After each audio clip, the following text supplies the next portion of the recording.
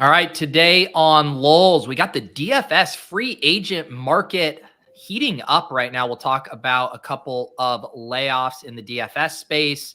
Our guy RBX has just turned into peak troll. We'll break down what's going on with his Twitter feed these days and maybe a little bit more poker scandal talk. It's lolz with Pete and Bric. Let's do it. Does he think? I think he thinks this. He thinks this is a go. Vegas Dave thinks this is a go. Hot naked girls doing yoga. What? Why don't you just win like a man? Random.org.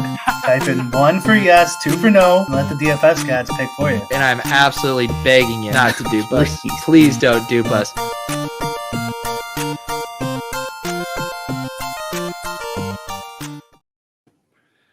Brian, I can't even remember what we did on our show last week. What was our show last week? The recap 2023. Oh, yeah. Man, I feel like we've just lived a lifetime even since that episode. That's the new meta. I know. It is. Yeah, man. I was just thinking something happened 5 years. Oh, we'll talk about it in a second. I'll mention in a second. Sorry, go ahead. Oh, no, I was just saying, like, the other thing, we didn't even put this on our little mini show sheet for today, but I mean, crypto's absolutely ripping again. Yeah, well, I saw it just went down. Oh, are we talking about like micro movements? Did I miss like a precipitous No, fall then in it the went past, back. like, 20 minutes? It went back up since I last looked. It's going all. But it's doing pretty well. I mean, you saw that Gensler got hacked, right? Yeah. It's so so perfect, right? That this regulatory agency on these new technologies can't even do a 2-factor authorization on their Twitter account, but they're expected to know how all these complicated things work. Like, such a joke. It is nuts. Speaking, I don't know, did you happen to see the story? Are you familiar with who the like NFL Twitter account mega aggregator guy Dov Kleinman is? Have you seen that name? No, it's not ringing a bell. He has like a massive following, and he like rounds up, like water cooler type stories, just anything that's kind of NFL adjacent. And, now there's competing aggregators, and there was this story where he had access to this other site's Twitter feed because way back in the day, he had done a guest live posting for them. So he had the credentials in an old TweetDeck. And so the reason they didn't know about it is because, TweetDeck got, sunsetted. But there's still like a version of it. I actually have it, which is like a Chrome extension, kind of like the Draft Caddy where you just upload it via developer tool. So regardless, he had access to this competitor aggregator Twitter account, and he was going in and like replying to people and saying like really awful things, basically trying to slander their name and brand. And again, it brought me back to like, how do you let this happen? Like, you hadn't got in the settings and like removed his permissions, and it like took them like weeks to figure out who this was. And they kept changing their password. And it's like, come on, guys, like it's 2024. We got to up our security measures here. How old were they? Like the people? They were younger dudes that got hacked. Okay. Yeah. Okay. Yeah. Yeah. If you're young, you have no excuse.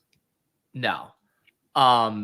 But anyways, yeah, it is a funny thing with that new version of TweetDeck, or I guess I should say the old version. Someone just created an extension that basically is able to hack back into it, but they had gotten rid of it. And I guess deep in the settings, they had an imposter there. But Brian, I think that the main topic today is what we have going on specifically with a couple big names in the DFS industry over at Stokastic who were recently let go. It was just about a week ago that Neil Orfield did a post that he was laid off. He has since launched his own YouTube channel, has still been doing some stuff. And then today we got Ship My Money. Adam Scherer reported that he said he had departed ways. I don't know if that means laid off or what kind of the particulars are. That was his language. Are you surprised to see these moves from Stokastic? Yeah, I'm surprised. I mean, at least I was initially surprised, but then after thinking about it, my guess is, I think they kind of were on the high end of compensation for analysts in terms of the industry, not in terms of real life, right? Because most analysts get like what, Pete, like $50 a show or something, 100. If you're just like a freelancer or contractor, yeah. Yeah. And and I'm guessing here. I did not ask anybody, so this is pure speculation. But I'd imagine they might have been, like salaried employees. And I'm pretty sure Adam was, because he made a reference to getting health insurance here, which that would be the only way you were getting health insurance if you were a full-time employee. Yeah. So I think it was. I'm guessing it's probably just a cost problem. They're just not making enough money to pay for that, when in this industry you can get someone to do shows for you for $50 or whatever, $100. I don't even know what they're going for now. I haven't done one in a while, but yeah, it is. It's an interesting thing because, I mean, this stuff happens on a really large scale, with like ESPN, and like the personalities become, such big parts of their brand, and they end up holding a lot of leverage. I think obviously in DFS, it's a little different. I mean, I consider Neil and Ship My Money to be two pretty big personalities for Stokastic. Adam is a prolific ship poster, and Neil is, beloved by, I feel like, everyone in the DFS space, just like one of the hashtag nice guys. So, I mean, purely optics wise, it's not a great look, especially when you see, our guys over at Run Pure hiring everyone left and right, ETR hiring, it's not the best look to say, hey, we're getting rid of some of our most forward facing personalities. Yeah. I mean, to me, it looks like they're just not bringing enough revenue to compensate. Yeah, and it's unlikely that it was, other issues, personal issues or something. Because like, why would it both happen at the same time? Like if Adam was like wasted or something. You know what I mean? And like, this is it. This is your last chance. I think he calls that a Tuesday. So, and also it's like in DFS, like no one cares about that stuff anyways. But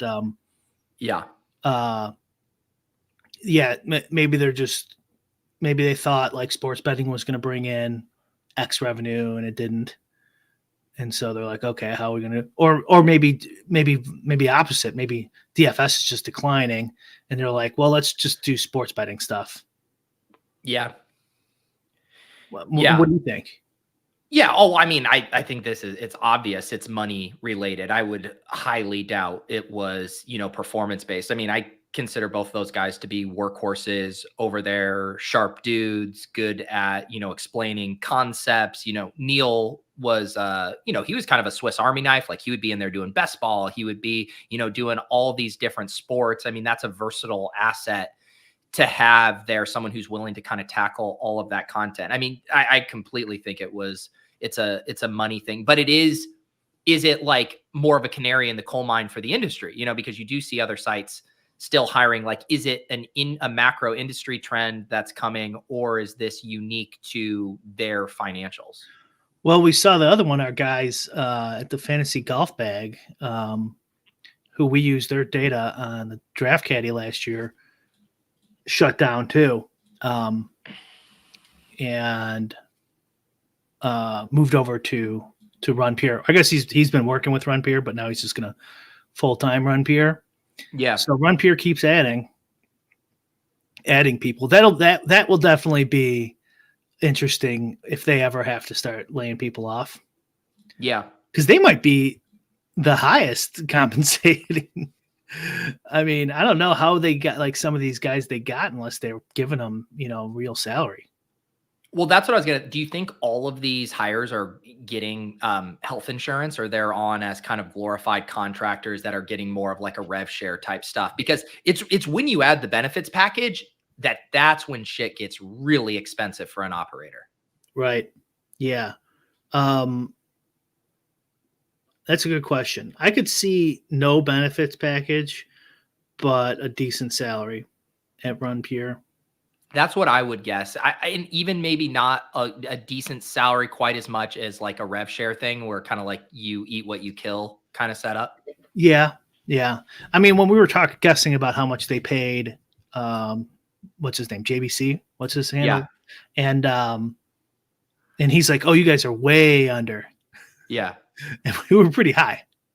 Yeah. I can't remember, 300 or 500 grand or something. I can't remember what our guesses were, but so.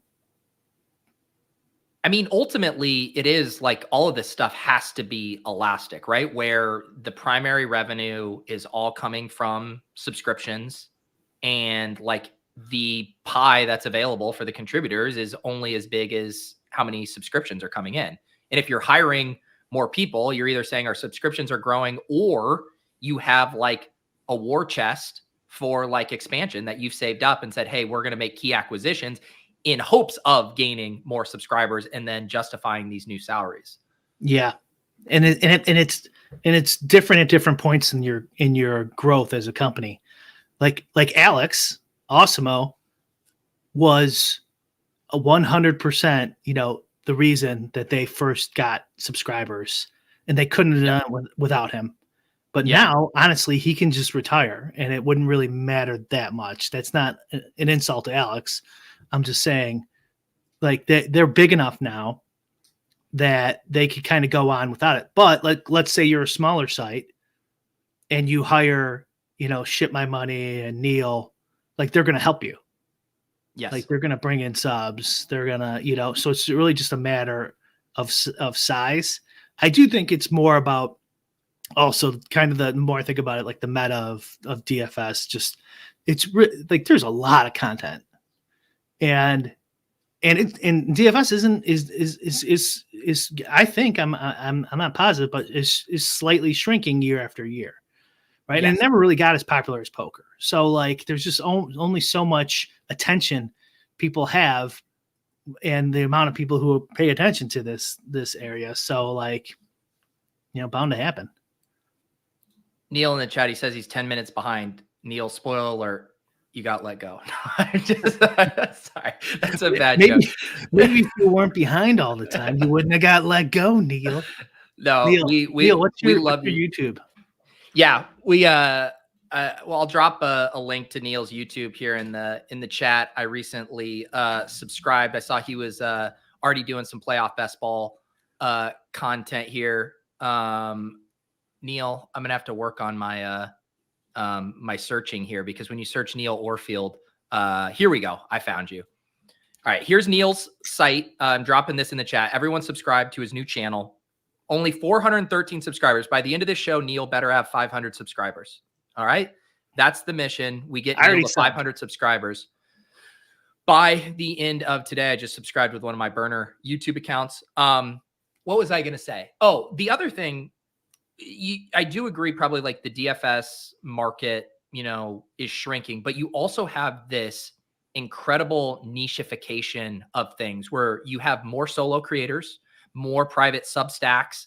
Then you have the nicheification of even DFS tools. It's no longer just one umbrella thing where you get everything. It's like, well, now you need the sim product in addition to getting your content, in addition to getting your optimizer. People are starting to have to be like, and I see the conversations in my Discord too, where they're like, man, that sim product looks cool, but I don't play enough DFS to justify that price. Or like, oh man, I would love to get like OWS's thoughts, ETR's thoughts, and use the Stokastic Sims tool, but I have to choose one of them. Like, do I want that? And I think people are having to make those decisions at a much higher rate, which is weird because in a way it's like DFS is growing. There's more tools, there's more offerings, but the consumer can't afford to buy all of these a la carte. Yeah. That's, and I think the guys who were subbing to everything don't sub to everything anymore. Like, cause before you would sub to everything, but there was really like only 4 or 5 things that mattered, kind of, if that even. And then now, like when a new site comes up, like I don't sub to it. Before I would have just automatically subbed, looked at what they had, but not anymore. Maybe I'm alone, but I don't think so. I bet a lot of the power users, I bet the power user base is shrinking as well, not just kind of like the overall base, which could be also driving it down. I mean, it is a bummer though. Getting layoffs sucks. So yeah, and I mean, when you think about it too, for just Stokastic's position in, the industry for a while, and you mentioned it, like they are heading in a different direction, both, with their employees, but also with their branding. Like the switch from Osmo to Stokastic, like that wasn't just made willy-nilly. There was reasons why that happened. I guess it is now, like, what is, when you think of Stokastic, like at this point, like what do you think of? Because you're like, Osmo isn't front and center, you know, both literally and figuratively. They're letting some of their really forward-facing people go. Like what is their core thing now that, you know, resonates with people from a brand perspective?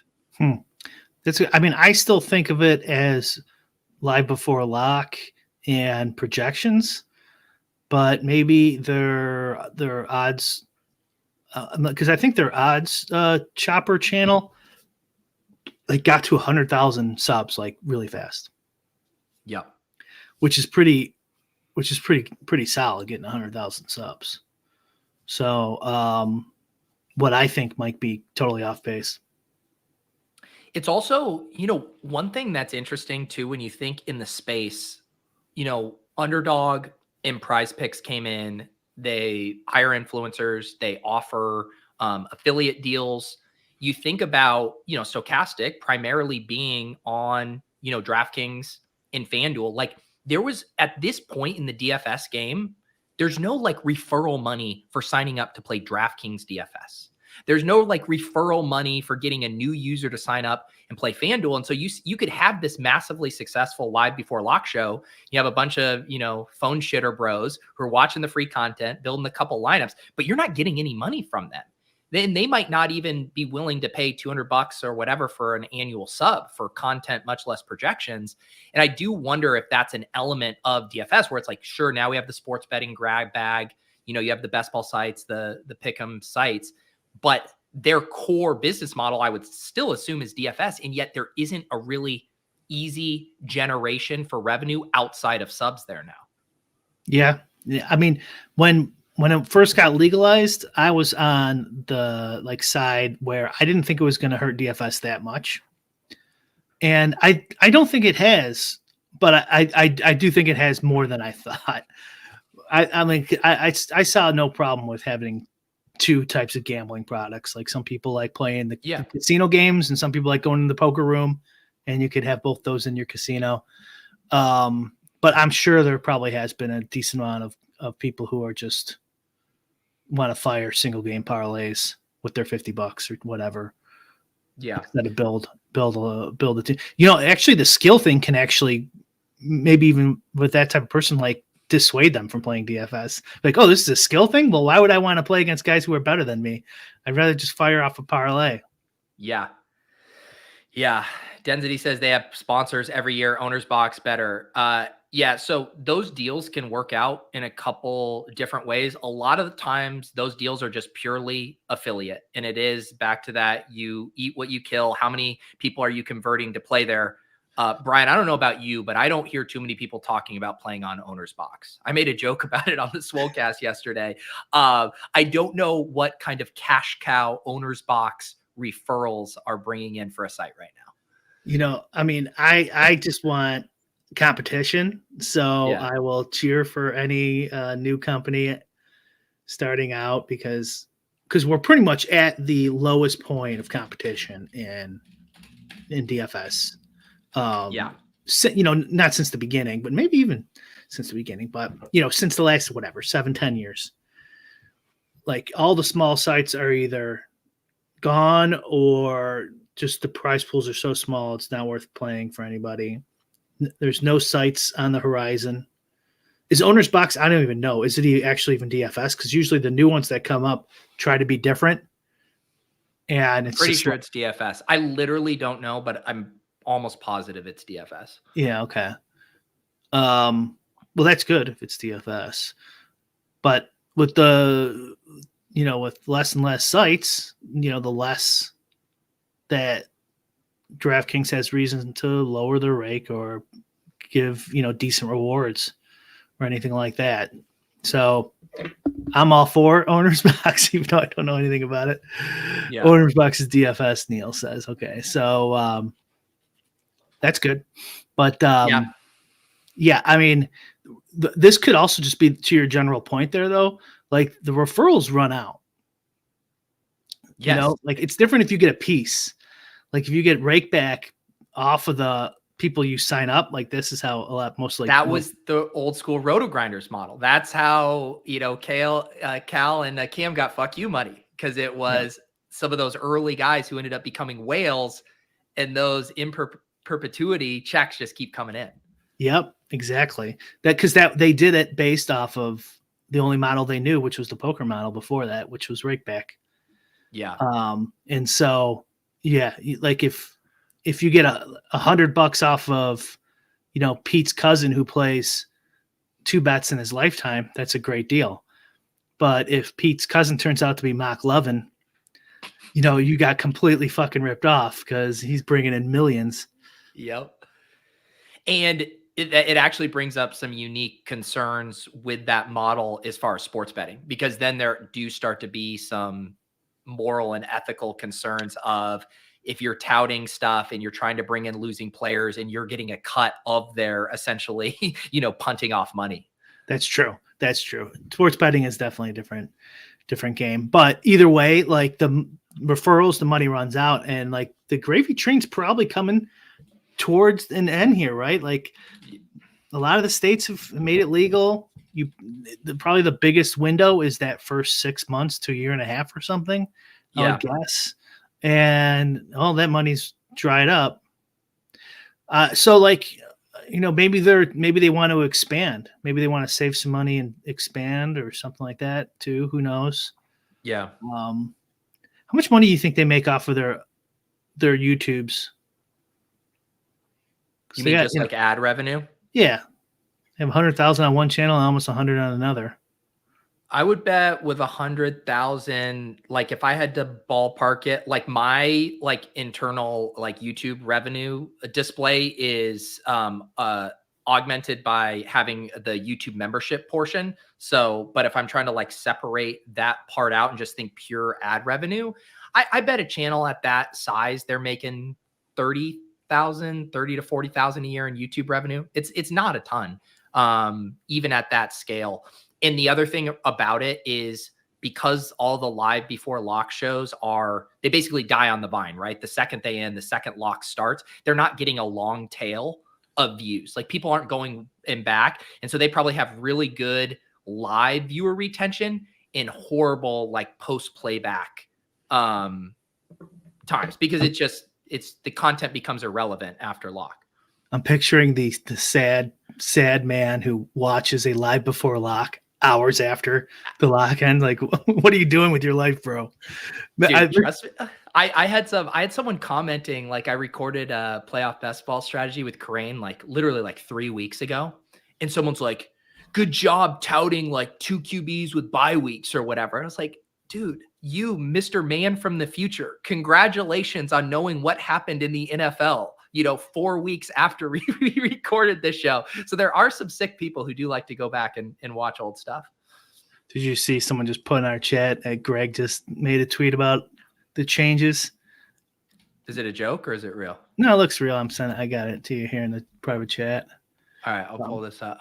And then the other thing, Mr. Shadow Dog says, ship my money has to be on Ship It Nation. That actually kind of makes some sense. It does. That's actually another interesting counterpoint, to kind of all this stuff. And I wonder if that is, and I do want to read what Greg just wrote here, but I wonder if that is kind of the lesson. You could probably still do a very pared down, lean content site when you don't have salaries, you don't have insurance stuff. It's just a few of you. You pay one YouTube kind of producer type thing on a per show, per video basis. And then it is just pretty much all revenue with hardly any overhead costs. Right. Yeah.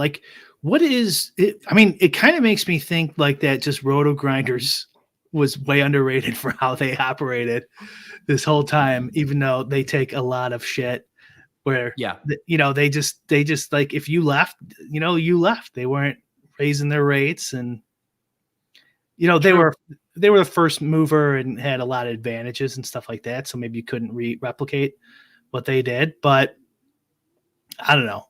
It seemed to have worked pretty well. Yep.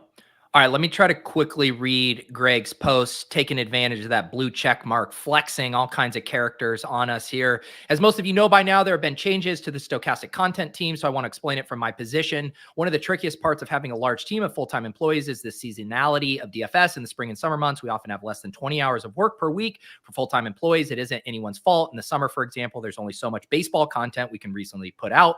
From a business standpoint, this couldn't continue, but I also didn't want anyone to leave. Neil and Ship My Money are my friends, and they are excellent analysts who I love working with. The best solution I could come up with was to try to keep them on board, but in a part-time role, and compensate them on a per-show basis. These were very difficult decisions to have, and both Adam and Neil are very talented. Offers were made to both of them, but I can totally understand why a part-time role isn't in their best interest. I hope they understand my point of view as well. In the future, I hope that to have the chance to work with Adam and Neil again. I will always consider them friends. In the meantime, please support and follow them, and then links to their channels, and shouts them out. If I'm missing my friends, all I know I have to do is find them, or to find them is to look at the top of the leaderboards.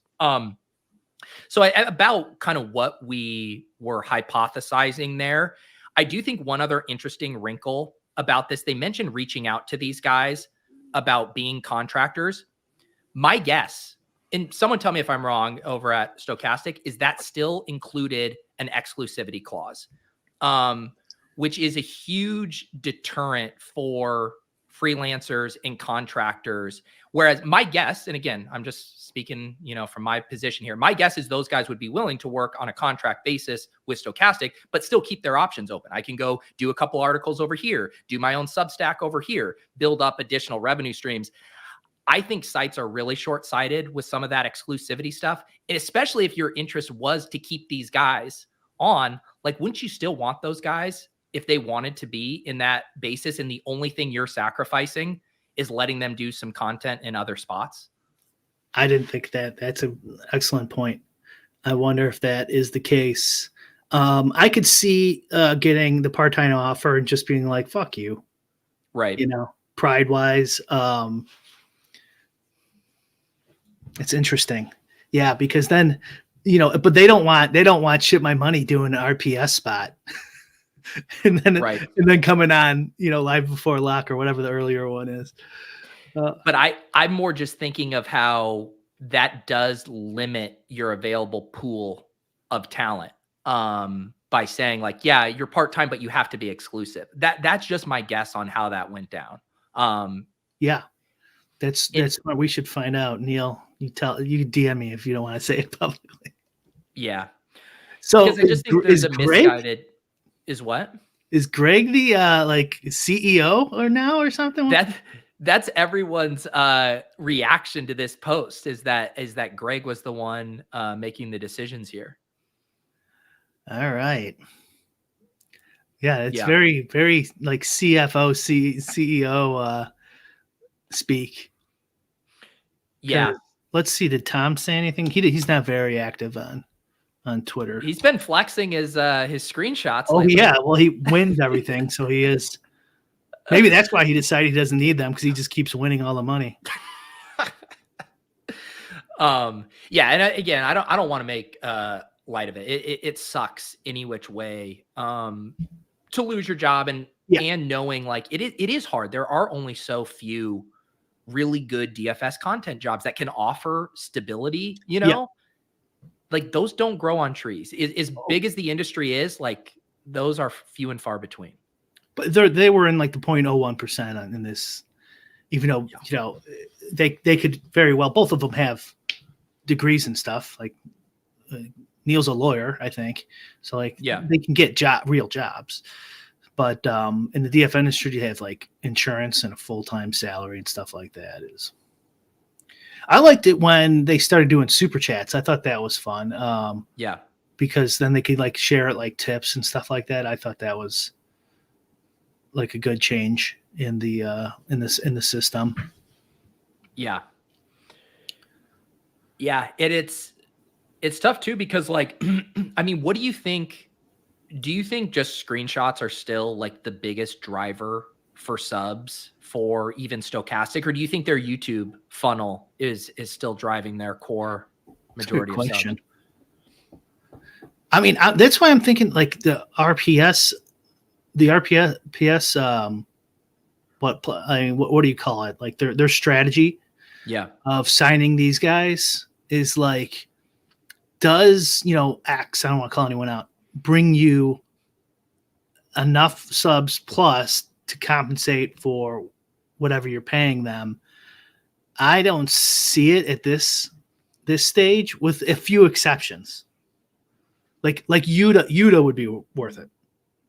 Yuta would bring in big time subs. Big time subs, yeah. Because you could tell, like, just our show alone, he get, we just get double the views if he does our show. So like, he's gonna get you subs. And there's probably some others too.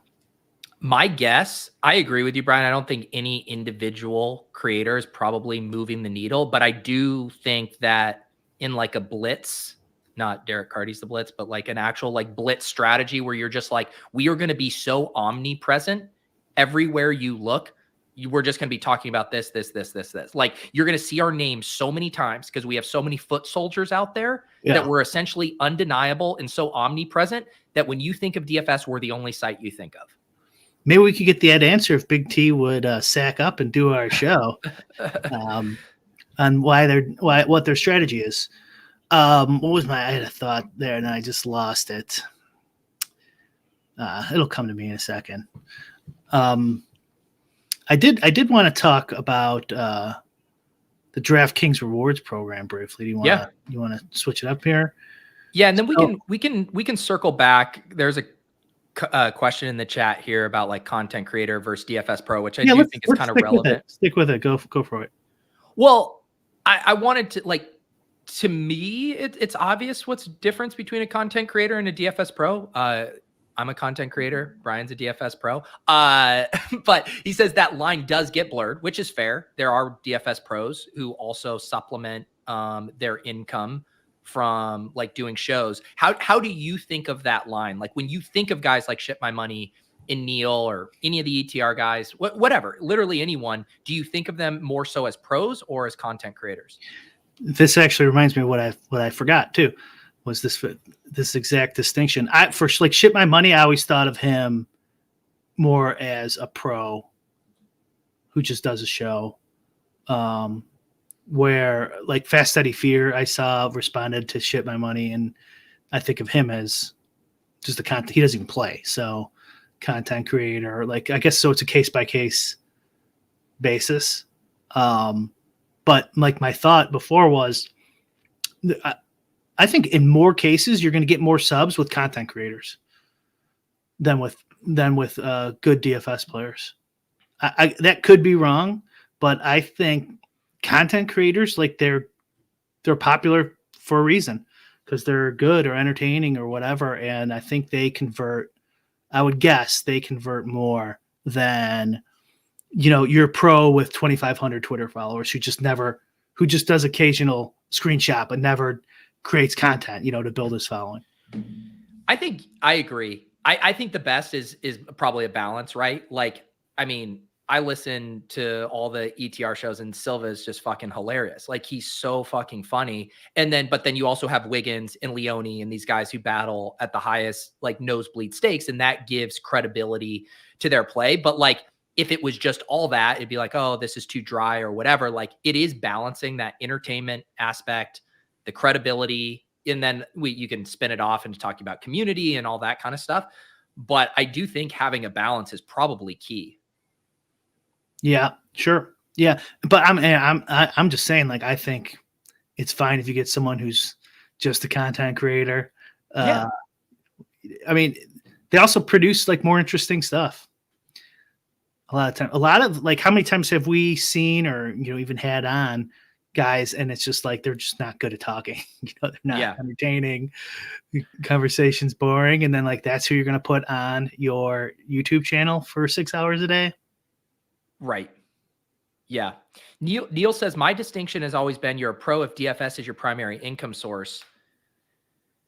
But to me, even that line can get blurred, right? Like, if you are if you're making 60,000 a year doing DFS content, and then as a GPP bro life, couldn't you, Brian, have a year where you lose 10,000 playing DFS, and then you have another year where you win 500,000, but you're still getting that $60,000 in revenue? Like, to me, it's like in that example I just gave, are you a DFS pro or are you a content creator? That one you just gave right now with 500,000 Yeah. minus 10, you're a DFS pro, I would say. But I'm saying you always have the 60,000 in content creator money coming in each year. Oh, I gotcha. Okay. Yeah, no, I guess there's no, it's too hard to make a distinction there. Yeah. You're describing like the shit my money, probably. Right. That type of situation. In almost, you can hear lots of people describe this, and there's people on various ends of the spectrum. You've heard Blender talks about it all the time. Like he kind of has his target goals and likes to supplement and raise his floor. I think most people who play DFS at a high level and also do content, it's a combination of liking that safety net. Maybe it allows them to be more aggressive and play more optimal in their DFS play. If it's like, yeah, I have my salary, I have my health benefits, I can lose every slate this year and I'm not going to go have to sleep in a cardboard box, kind of thing.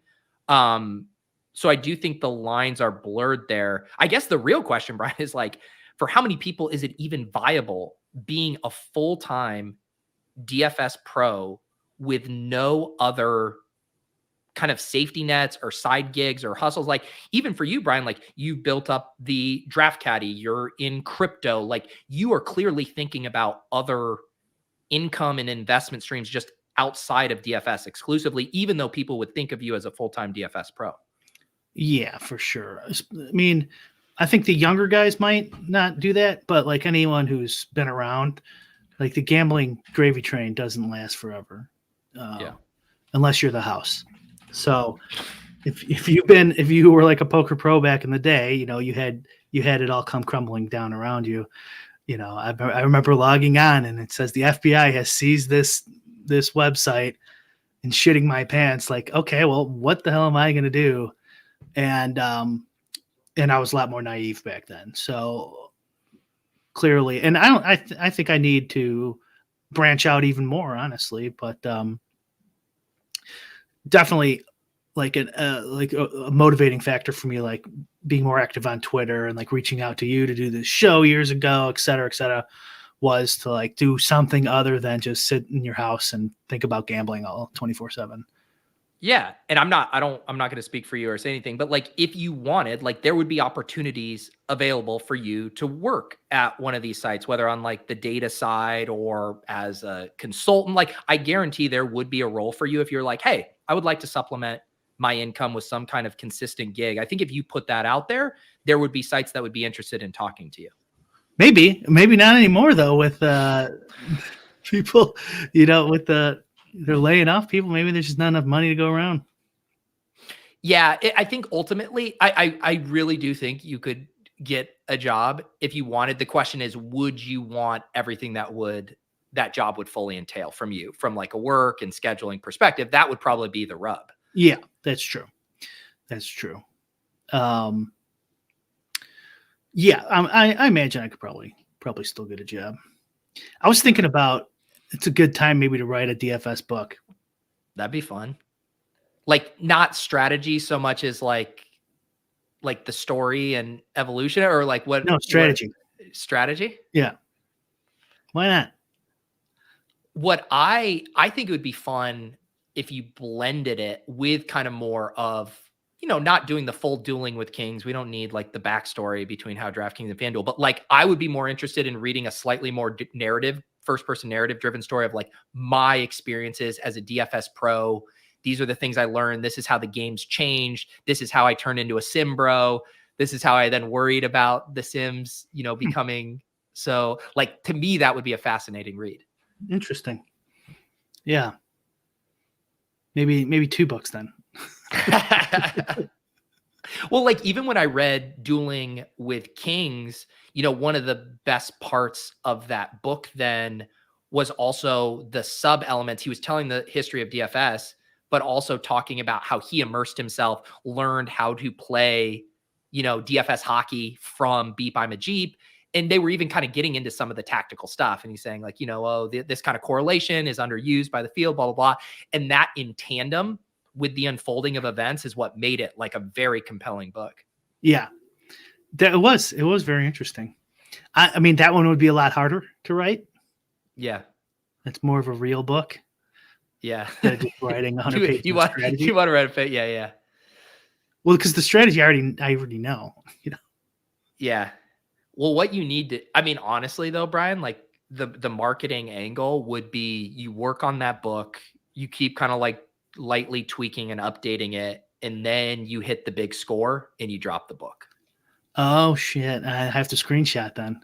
You would have to screenshot. Like if you were able to win a Millie Maker and then the next day drop the link to the $14.99 or whatever you would price it at PDF, like that's how you rake it in. How much I should charge? 75. Where's the number coming Bric from? 75.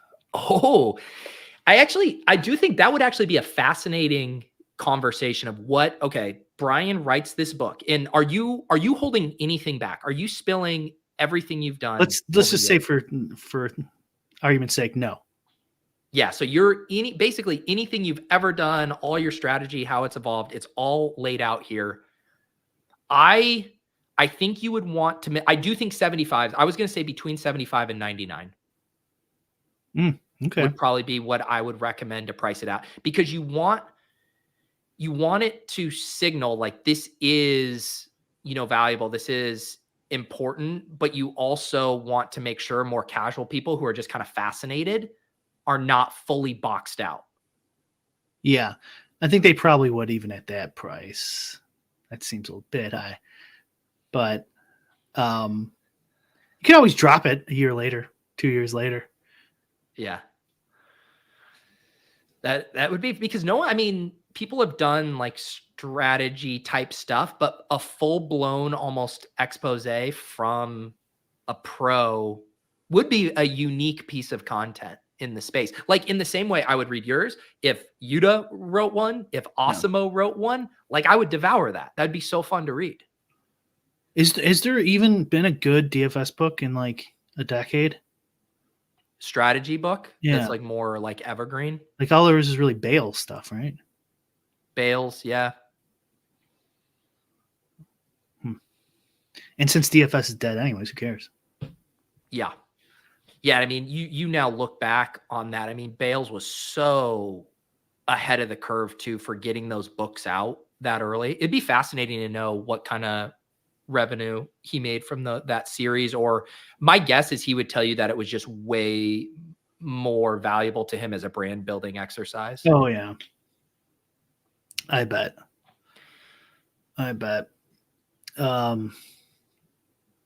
DraftKings? Yeah. What were you you're way more in the weeds on this. I did see some people kind of laughing at their change rewards. Did they essentially like nuke the entire reward system? I mean, you summed it up. Yeah, pretty much just nuked the entire reward system. It wasn't that huge last year, but they had like that prize chest thing we would joke about, which I never won once. And I think they had I think mine was 40%. The Onyx tier, Oxen, 40% bonus each month. Yeah. And it just goes lower than that based on your tier. And they changed that to you pick 5 days, and you have to actually physically go in there and pick them. And so you have to like know which days in the head of the month that you're going to have your heaviest play on to pick your 5 days. We're still getting our what's it called? Prize on the 22nd. So not our next show, but the show after. So actually our probably next show we'll probably talk about it. They'll probably release, hopefully they'll give us at least 4 days advance or whatever on what we can pick, but maybe they won't have it for 2 weeks. So that's still coming. But other than that, there's like, as far as I can see, there's nothing. So they're either they're just slow after the holidays. And they're going to come up with something, or they just nuke the entire, no matter what level you are at, rewards program, because they can. Yeah. How much of it now it like, before, like when you would have to go in and actually claim it. How much of it is like passive versus active now with the new reward system? That's the only reward. Okay. That's the only thing is you have to activate it 5 times. You have to physically go in there and press activate. Yeah. On the days you think you'll have your highest. I mean, that's the best strategy is do it on the days you think, like Sunday, right? But like if you don't do it, you don't get it. Where before it was just automatic. And so are there no more daily missions? There is daily missions. Yeah, there's still daily missions. I guess that counts. Yeah. Because that's the part where they get me, like in that gamification, like during NFL season, like they have trained me in a Pavlovian way to each day go register for one of my content. And some days I'm not like, I don't even want to play this $33 contest, but I'm just going to reg for the 5 max 33 because they fucking got me with the gamification aspect of it. Sure. Yeah, that must be working as you described because they cut that one. Yep. I kind of put that more in they just have that for everybody. Yeah. Not like, because all these other things, like they would give away, like a solo stove one year. And then last year was like luggage. And then they started the giveaway, for a trip or a watch or whatever. I always thought of that like on top of a rewards program. Yeah, dirt bike is an option. But truffle hunting. I guess that wasn't the way they saw it. So I don't know. For me, it's just another negative signal of low competition, high rake, game shrinking, not good. But I have a feeling there's enough chatter online. They seem pretty reactive to Twitter as a company. And I'm guessing in the next week or two, there might be something like they'll bring back the chest. That seems like the easiest thing to do. Yeah. Yeah. Because like, did you ever like quantify like what those rewards like ended up being like monetarily, like how much it was actually offsetting your entries or your rake? Yeah, I never did it, but like I would always save my crowns and stuff. And I would say it was probably like $5,000 a year in crowns. Mm-hmm. Maybe a little more than that. It's kind of hard. Maybe $10,000 in crowns because sometimes I'd keep them for over a year, so they'd keep accumulating. The other stuff is tougher because they would make you offers, which those come far and few between now, where they would say like if you sign up, for the Thunder, whatever the Wildcat, if you do 10, I'll give you 3 freebies.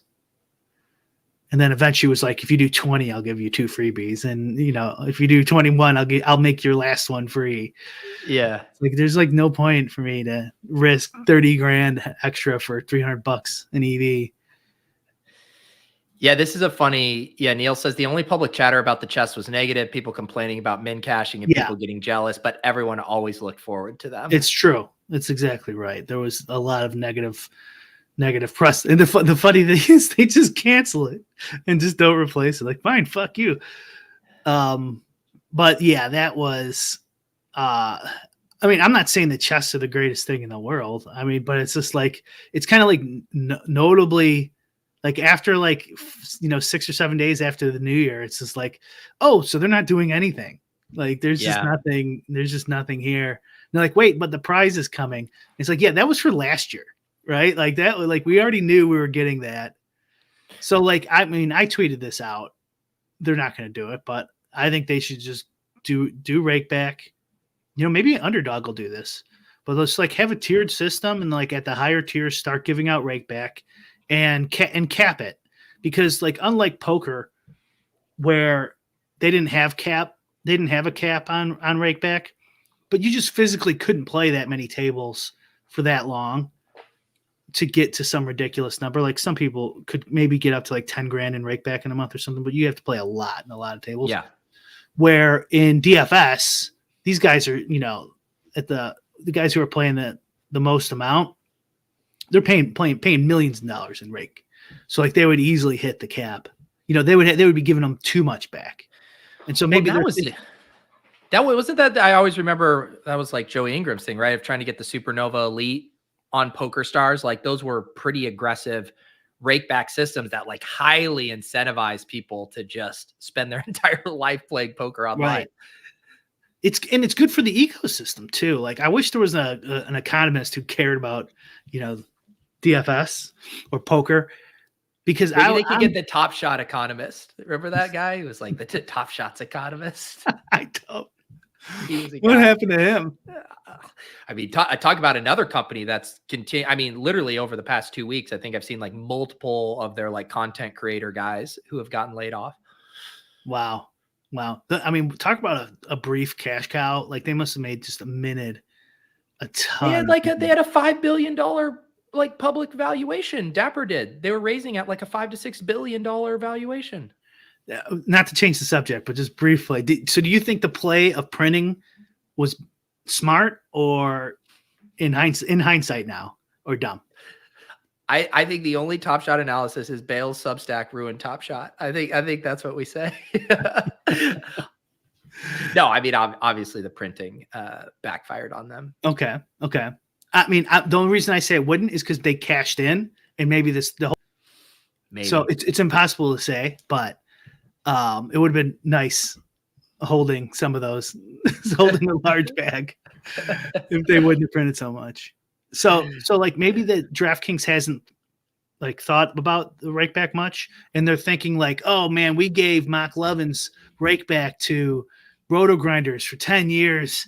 That cost us $18 million, or more, who knows?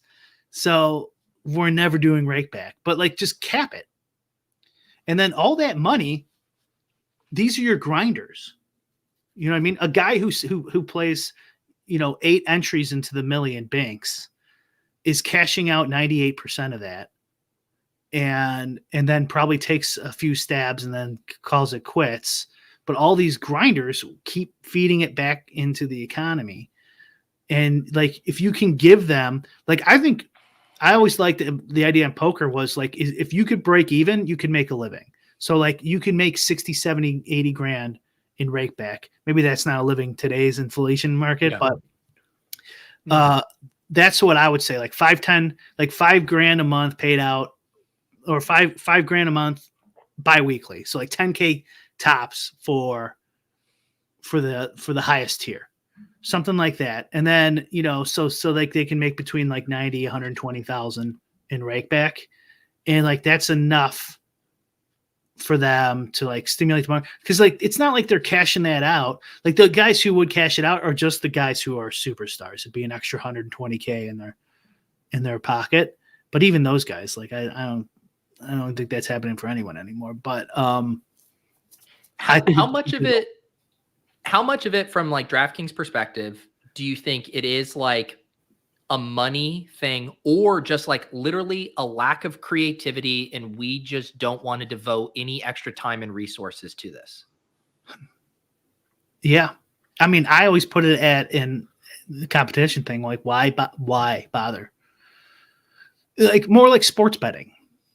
People can't even log into their FanDuel account. I mean, they have a stranglehold on the salary cap market. Yes. Yeah. FanDuel, is. Some people say, well, what about FanDuel? It's like FanDuel's just like a dead site, essentially. So, they don't do anything, right? I guess they give those. They've never even given people CSVs. Yeah. So, like, and that's their biggest competitor. Yeah. So, Yahoo's also cut back theirs. They used to give them out. I missed that. They even got me to play on there. I mean, they had some pretty sick rake-free tournaments. Yeah, they've cut back there. And those like Yahoo dollar things would add up pretty good. I spent most of mine after what did they do like a year ago? I panicked. They banned a certain site or something. And I'm like, oh, they're going to confiscate all the money. Did you win a trip to like Vegas from Yahoo? Oh yeah, I did. Yeah, that's right. You didn't go. I went. You did? I ended up going. Yeah. Wait, who did you? Oh yeah, I got IV. I got an IV after drinking. Yeah, you're right. I'm glad you finally went on a trip. I forgot about that. But with DraftKings, like, I don't know, maybe they're just going the route of like sports betting. Like, it's just like people are going to use this regardless. There's nowhere else to play. And, if they can't win, they can't win. Who cares? Or whatever. Like, if we don't give out any promotions, like, is that really going to kill us? And it's probably not. Yep. Yeah. And I think that's what's scary, right? Because I think they can have that mentality and probably maintain, or maybe just slightly bleed like their user base, because no one else is going anywhere. No one's pulling them away. But from like a new DFS user acquisition standpoint, like that, you're not going to grow people. Like if they rolled out a really sick Rakeback program and they were able to explain it in really simple terms, like that could potentially bring new players to the site. Whereas like this strategy is more just like, we know we have you, buy a stranglehold, you're going nowhere. But like, I don't know how that helps them ever grow. Yeah. I would say like the Rakeback is almost, it would help them grow, but it's more keeping the grinders alive to keep the games going, because it's what's it called? A mutual, parimutuel, whatever the word is, where you need other users to play the game. It's not like sports betting where you could just put it against the house. So they need the players, which they should know well, having, had liquidity struggles for years when they first started. Yeah. So you would think they would want to incentivize, and it's not, I mean, this happens in poker rooms too, that they would pay players to play, to start the games, at least back in the day. I don't know if they do that anymore. So it's pretty common. But if you could like get that into the marketing zeitgeist, like you're describing, like, hey, you could make 120 grand a year just being a break-even DFS player. Really? Oh my God, that's crazy. Maybe I should try. Like you would definitely get some more people. But I think the main benefit would be keeping the games going. They're not going to just like cash it out. And like, you'd have to tear it off. You don't want like, but it also kind of solves itself because they have to play to get the Rakeback. Yeah. Yeah. I mean, what is the overlap between DK sports bettors and DK DFS players? I mean, well, what's his name? The new GOAT sports bettor. Why am I blanking on his name? Sean Perry. Sean Perry says he's 1 million's playing DFS too, in a tweet I just read. So it's got to be big overlap. Man, if Sean Perry signed with a DFS site, who would it be? Oh, come on. All right, no more layups. Okay, I do want to wrap up with, can we talk, like, what happened to our guy RBX since he came on the show? He's lost his mind on Twitter these days, man. My theory is he saw some podcast on celibacy is good for the body, and he's been, abstaining from women, and it's just driving him crazy. This is my theory. He was, I think, what was the original post? So, ETR did a pretty normal post. Leone won the Thunderdome, and RBX wanted the receipts on that, the implication being like you're just screenshotting your one win and you're actually down big. ETR social media said, sure, we will show it. He has over $225,000 in profit, almost an 89% lifetime ROI in the contest. And then even RBX wasn't buying that. Like he did the joke that people do when they post their like DraftKings winnings, and the DraftKings entered and saying, hey, nice hit. He says, so 254,000 in entry fees and 225 in profit tells me he's down 30K. Correct me if I'm wrong. Was he joking there? I don't think he's joking. Because he has Roto Tracker. Yes, this is ETR's bankroll tracker. Oh, okay. But, still, yeah, it looks the same. But I've just been, and he's been trolling the ETR and like Dink and stuff for like, I guess they like updated a NBA projection, not fast enough for him, and he was pissed off about that. And so That he is keeps trolling frustrating, them. honestly. If that's what you're using. I did DM him. And he called me an ETR butt buddy.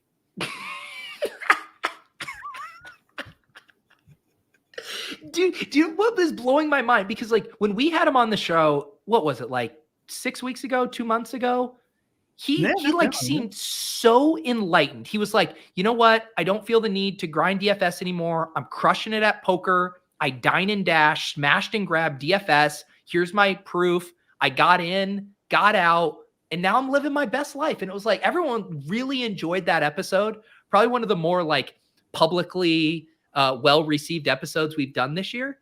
And now he's just like an unhinged guy on Twitter and all these mentions. That was his best one for sure. And I was like, I thought I would get more views, honestly, but it did well. Yeah, I don't know. He really doesn't like tout sites. But to me, like it's kind of going, because the way he talked about it was almost this more like punk rock thing. Like you don't need content site. You don't need tout sites. They all have their ulterior motives. They're all longtime losers, just play the best plays and win kind of thing. But it's a different look when you're like entirely reliant on them for your DFS play, right? It's like, you got to kind of like DFS sites if you need their projections for you to play, right? Like, isn't that kind of two sides of the same coin? Yeah, that doesn't make any sense. I thought it did make sense before some of these later ones that you could hate like touts, but respect like Leone's projections. Right. Like I think that's a perfectly logical distinction. Yeah. But like, it seems like he's throwing it all into one pot and, still needing their numbers. He must be playing a decent amount of NBA too, which will drive anyone crazy, Pete. Yes, it does seem like that, but I'm just surprised because if you're talking about the spectrum of like DFS sports as it relates to mental health, I mean, it's head and shoulders, like not even close, right? Like DFS, NBA DFS is like what breaks your brain, requires the most time, the most, tethering to your computer. And I thought RBX was out here just chilling in his hot tub, having orgies, playing with his guns. I mean, now you're telling me he's like doing like 7 hours of NBA DFS every night? I guess so. Yeah. RBX. Yeah. He's got quite the relationship go with the ETR accounts these days. I'm surprised they haven't banned him. Oh man, they need that engagement. You just get RBX on the line. And he's paying the sub, I'm assuming. Yo, you don't share. I thought you shared your login with him. You guys are. I did until the butt buddy comment. I love that he called you. Like for no reason too. It's like, okay. Oh man. All right. Brian, I saw someone in the chat mentioned the updates to the draft caddy for playoff best ball. You want to tell people about those if they're in those streets this week? All kinds of good action. Yeah, we only got a couple more days, huh? Yeah. Yeah, it's got like a new like little table on there for the best ball where it shows the amount of players who still have a rank, their average ADP, and the next highest and the highest ADP left for those teams. Because playoff basketball is all about stacking, right? So that's a new because the old one is for regular season is the kind of the Leone buckets. What are they called? Capital buckets, Pete? I can't even think of it right now, but that doesn't really apply to basketball, so it's mainly all about stacks. So that's on there, and it's got an automated a queue that it suggests the player, and it's building 4-3-3 stacks with no opponents in the first round. But we should have an update today too, where it allows other stacks to be built. But it's a queue, so you can always change it. It doesn't really matter on Underdog. Yeah. But yeah, so if you're playing the next couple days, feel free to hop it on. And then I'm planning on doing a larger update for the off season. Yeah, it'll be fun to dig in. I mean, the best ball action is going to be flying fast and furious. Basically, the second the NFL season ends, so it'll be fun to see what you got cooking up over there and use it again for all of these drafts this off season. As far as for my schedule, tonight we've been doing all kinds of playoff challenge content over on Ship Chasing. We're doing kind of a hodgepodge show tonight. We're going to talk about some underdog playoff best ball. We're going to do some more FFPC challenge. And then also the NFFC has a different playoff style contest. So with the stat chasing guys, we're going to dive into that. And then tomorrow, I'm not going to be doing a DraftKings salary cap show. Ever since they nuked the rewards program, I'm kind of, really trying to stick it to them. Now, I'm going to do more underdog, the wild card slate. It's just super fun slate, Brian. I was actually in the Battle Royale streets a little earlier today. It's a good one for Battle Royale. So, Okay. yeah, some fun stuff there. So I'm going to do that show at 2 p.m. with the Badge Bros, and then we'll hop over to their channel and do a final playoff best ball show. So that'll be back to back tomorrow at 2 and 3 p.m. And then we'll have a final show on Ship Chasing tomorrow night at 9 with Dink and Leone.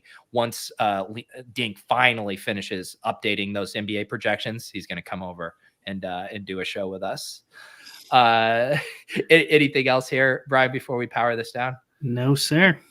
All right. Appreciate you guys hanging out in the chat. Keep sending us your tips for episodes, inside information. You can hop in the Deposit Kingdom Discord. We got a lolz channel in there. Always appreciate when you guys put things on our radar. Hope you guys enjoy the rest of your weekend. Get in all those final best ball drafts. Enjoy the games. Yada, yada. We'll see you next